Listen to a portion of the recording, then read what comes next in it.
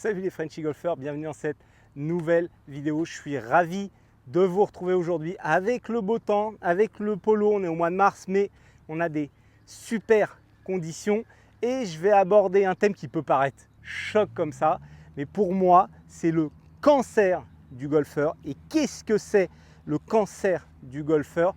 C'est de taper des coups mitraillettes, de taper des coups sans réfléchir à ce qu'on fait et d'enchaîner beaucoup trop de balles. Je rebondis sur des propos qui ont été tenus par Victor Dubuisson qui a dit chaque balle doit être frappée avec une routine et avec un objectif. Et moi, je suis à 100% d'accord avec ce qu'il dit.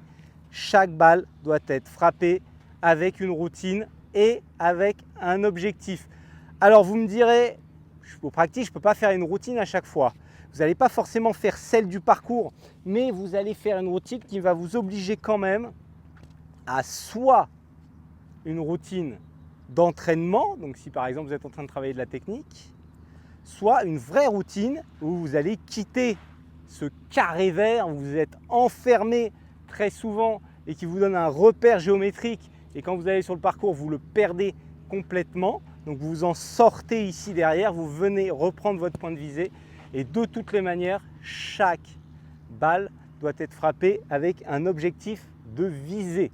Pourquoi cela? Parce que notre cerveau, lui, il a besoin d'un retour sur ce que vous aviez visé. Si par exemple vous visez rien, lui, il est dans le flou et il ne peut absolument pas avoir de retour.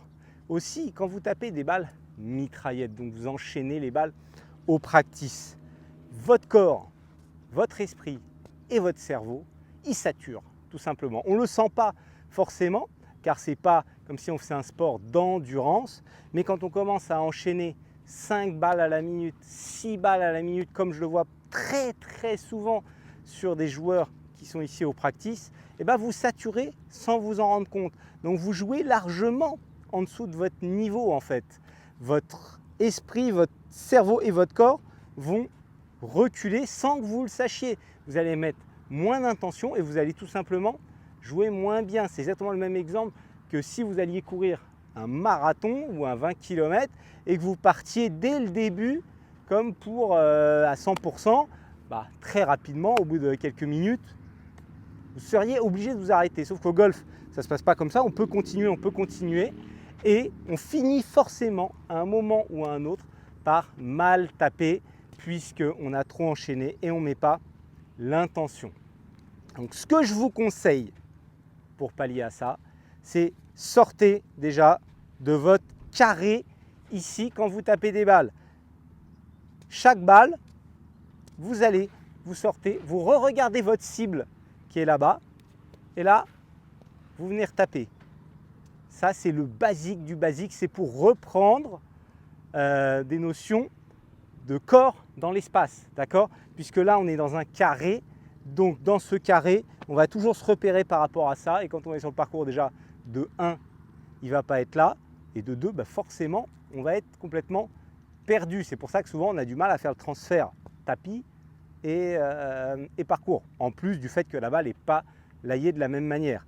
Donc on vient derrière, on se positionne et déjà ça va vous faire gagner quelques secondes. Ensuite, vous marquez l'intention sur ce que vous cherchez à faire. Si par exemple vous êtes en train de faire un travail technique comme des exercices que je vous montre ou des positions clés, par exemple vous allez vraiment essayer de les trouver ces positions clés.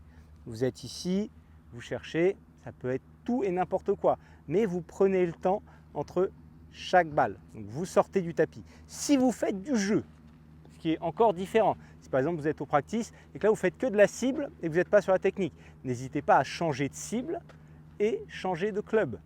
Si vous changez de club, il y aura une réorganisation qui sera obligée d'être faite. Si vous changez de cible, il y aura aussi une réorganisation qui sera obligée d'être faite. Pensez juste très simplement, quand vous êtes sur le parcours, vous allez taper une balle tous les combien?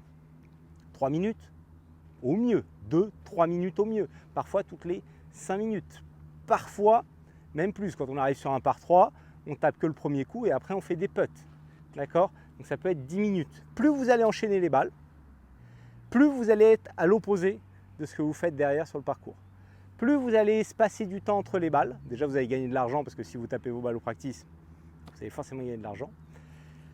Plus vous allez espacer le temps, changer les clubs, etc., plus ça va être facile derrière quand vous allez être sur le parcours, puisque vous allez rentrer dans le même schéma. D'accord?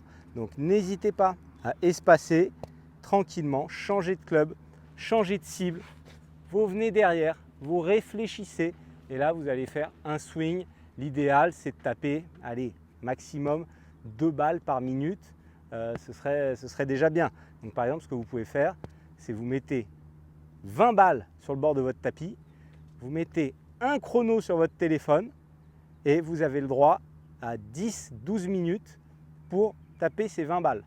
Si vous terminez avant les 20 balles, ça veut dire que vous êtes allé trop rapidement. Si vous mettez plus de temps que les 10 minutes pour les taper, c'est déjà le minimum syndical que vous aurez fait.